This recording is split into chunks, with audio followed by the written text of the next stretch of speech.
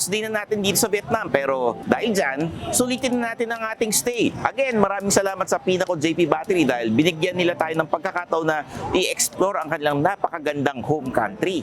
Last week, kung naalala ninyo, pinuntahan natin yung headquarters ng Pinnacle JP Batteries dito sa Dong Nai Province, Vietnam. Talaga namang namangha tayo dahil napakaganda ng kanilang factory. Napakalaki at talagang dekalidad yung paggawa nila sa kanilang mga produkto. Ngayon naman, mamamangha rin tayo sa kanilang mga tourist spots and food trip destinations.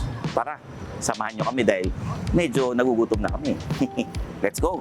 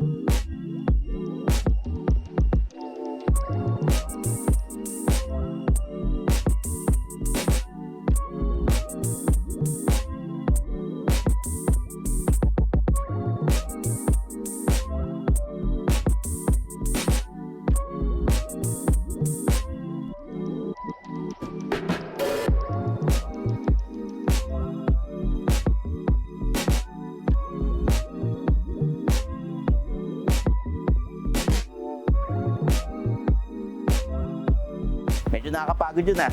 Panoorin nyo muna to. Ito ang ating ka-road trip of the week. Pasok! Ako nga po pala si Walter Pangilinan. I'm 52 years old. Kasalukuyang naninirahan sa La Loma, Quezon City. Tandang-tanda ko po yung araw na yun nung tumirik ang motor ko habang nagbabiyahe ako. Nalungkot po ako kasi panibagong gastos na naman to. Ito, siguradong mangungutang na naman po kami. Mabuti na lang po, nung time na yun, meron po akong nautangan na kaibigan ko. Masayang-masaya po ako at maraming salamat po JP Battery at ako po ang napili niyong ka-road trip of the week. Ngayon po, sigurado po akong gaganda na po ang biyahe ko at hindi po ako kakaba-kaba na masisiraan ulit ng battery sa kalye. As usual, napaka-solid talaga ng Pinnacle JP Battery dahil inimbitahan pa tayo dito mismo sa Vietnam.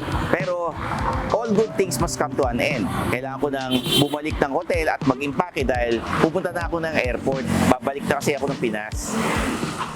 And that wraps up our adventures here in Ho Chi Minh, Vietnam. Again, maraming salamat sa JP Battery sa pag-imbita sa amin dito. I'm your host Stanley Chi, ang inyong senpai ng turbuhan. Kita-kits ulit tayo sa next episode. Bye-bye! Teka, late na ako sa airport.